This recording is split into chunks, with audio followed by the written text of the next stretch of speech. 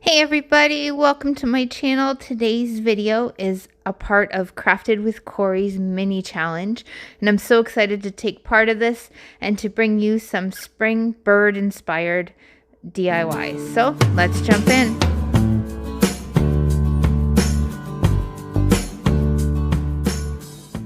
Okay, for our first one, we're going to use this arrow and this little wooden box that we found at Dollar Tree. Now for the box, you're just going to use the bottom part. So first thing we're going to do is we're going to get rid of that hanger.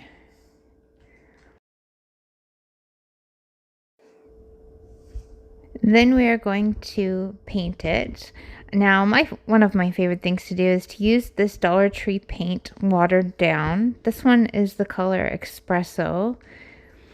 I like to water it down quite a bit, and it acts more like a wood stain that way.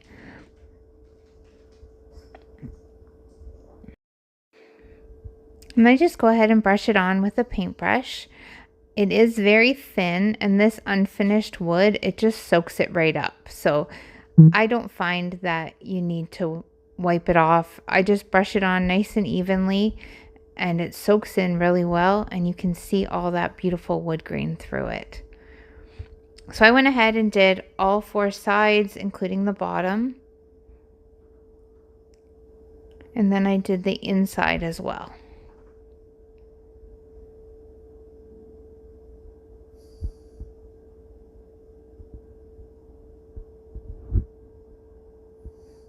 And then go ahead and paint the arrow. I did, you only need to do the front and the side. You didn't have to do the back, but I did the back as well. So next we're going to take these bits of bark. I got this bag of bark at Dollar Tree, and we're just going to hot glue it all around the box. So you're going to cover 3 of the sides. Now these bark pieces are really thin, so it's really easy to break them to make them fit together. Now I didn't want to cut them because I wanted them to have rough edges and make them look more natural. But if you ever got to a small part like there, I just easily broke it in half and it fit right in. So I just hot glued those all down. And again, you do all 3 sides. You don't want to do the back because the back you're going to be gluing to the arrow. So you need that flat. Then once you get all 3 sides done, I broke off some thin pieces, and we're going to do along the top of the box so that you don't see the actual frame of the box. So I just broke off some thin pieces and then glued those all the way around.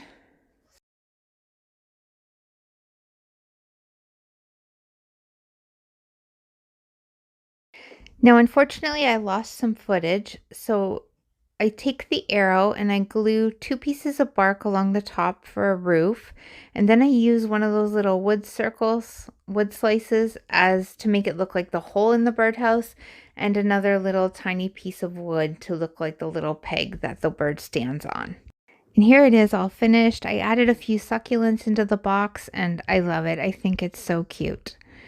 Now to tell you about Corie. Corie is the host of today's minis challenge. If you haven't checked out her channel yet, you need to. Her channel is amazing. She has some really great videos and really great craft ideas. So I'll have her link in the description box below if you would head over and let her know Preppy sent you. As well as there will be a link to the playlist. There is a number of YouTubers participating in today's playlist. If you'd click on that playlist, I'm sure you'll really enjoy jumping around and seeing all the videos. Now let's go to number 2. For this one, I found these 2 little styrofoam birds at Dollar Tree.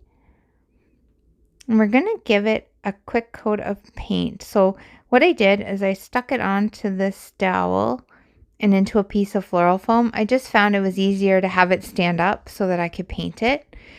So now to paint it, we're going to use that texture paint, which is just acrylic paint and baking soda.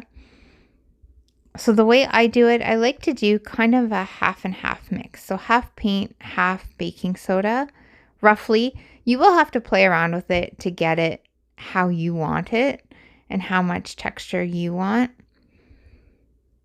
So you'll see here, I'm mixing it up and then adding a little more paint. I also added a few little different colors, trying to get it the way I wanted it. So once it's all done, you'll see I made it kind of a light gray. It's like a really light gray. I found the brush wasn't working to mix it too well, so I switched to a popsicle stick. And there, it's ready to use. Oh, no. Sorry, I jumped ahead. I wanted to make it a little bit darker, so I added a little bit more gray. Okay, now we're ready. So to paint it on, I just used this brush. It does go on quite thick, but it leaves such really nice texture. It makes it almost look like a ceramic once it goes on. I did try to paint it close to the camera so that you could really see the texture that it adds.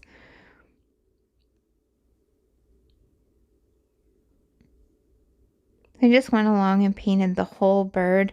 I really went over those little feather parts the most. I really wanted to add all that texture and really, so you could really see those bits once we were all done.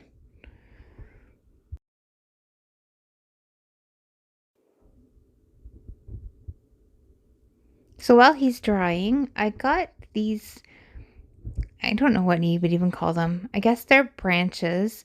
They were part of an old floral display that I had kept. So I cut off two of the bottom pieces because I wanted to use the little stem pieces for legs for the bird. And then I used two of the little, they're kind of V's where the branch comes together. So it looks like in the shape of a V, because I'm going to use those for the bird's feet.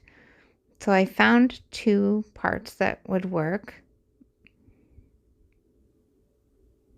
So you'll need two stems and then two V's. Now you could use dowels, you could use pretty much anything for legs, but I was really going for a natural kind of look with these two projects.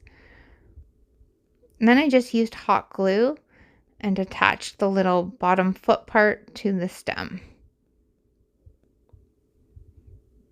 Now as they were drying, I did have them standing up on my little craft mat there. I wanted to make sure that the bird would stand up, so I wanted them to be as level as I could as they were drying. And you just go ahead and do that for both of them.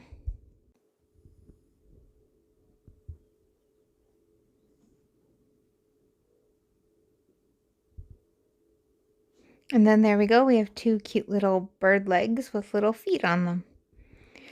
Now our bird is dry. So what I'm going to do, you can see all the really nice texture on it. I'm going to take this dark gray acrylic paint and I'm going to dry brush it on. So I just get a little bit out. And then we're going to take our chippy brush and we're just going to dry brush it on. I concentrated mostly around the tail and around the feathers just to really accent those parts of the bird.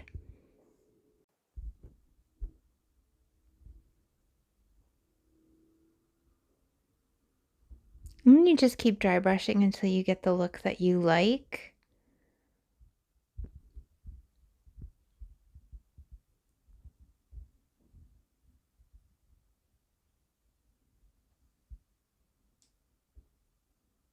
Okay, so then once I was happy with him, I got out the little legs.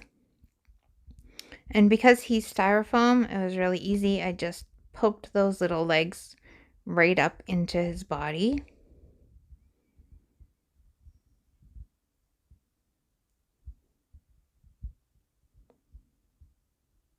I did that for both legs.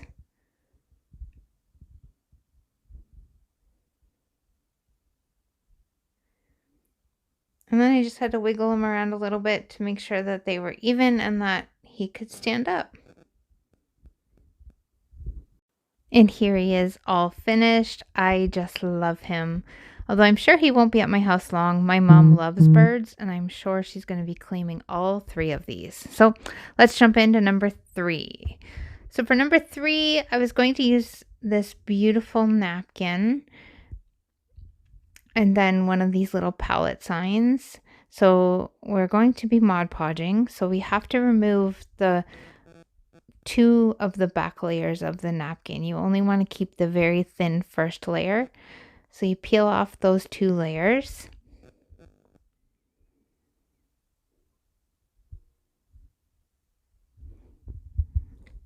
And then I realized that that sign I was going to be able to see through. The napkin's actually quite thin, so I was going to see through it. So I cheated and grabbed another one out of my stash that didn't have words on it. So we're going to use this one. I found this one at Dollarama, but I know Dollar Tree does have very similar ones as well. So we're going to use 1 square of the napkin. So we're just going to cut that out. Oh, and don't mind my cutting. Those scissors are so dull. They would barely even cut the napkin. They're awful. Time to buy some new ones.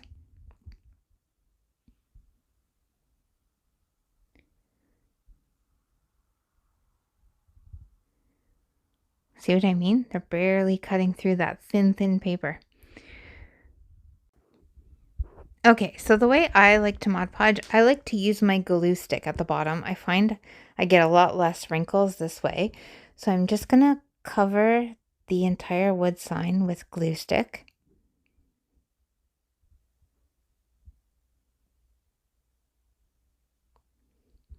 And then I'm going to gently place the napkin over top.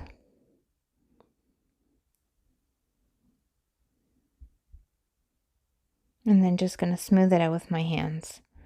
I really like this technique. I find this is the one that works best for me, but you can go ahead. I know a lot of people like to put the Mod Podge on the bottom. Other people have different ironing techniques. There's so many different ways to Mod Podge. This is just the one that works the best for me. So I'm going to get it all smoothed out how I want it. And then we're going to grab our matte Mod Podge. And then we're going to put a nice generous layer of Mod Podge on top.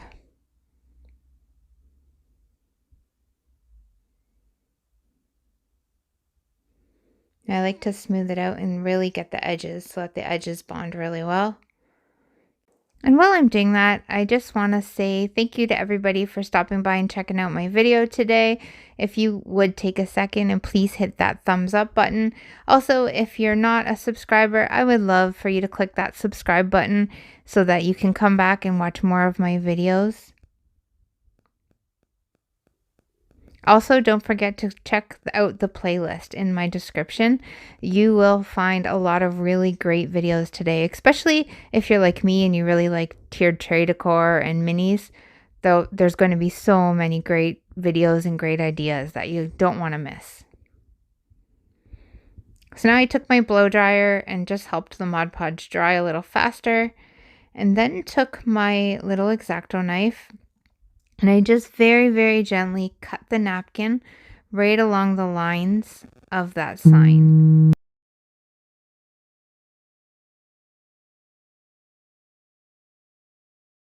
And then I did lose some footage here somehow, but I did take my sanding block and just sanded around the edges. I find that is the best way to get off all the excess around the edges. So you can see there all the bits and pieces. You just somehow missed me doing it.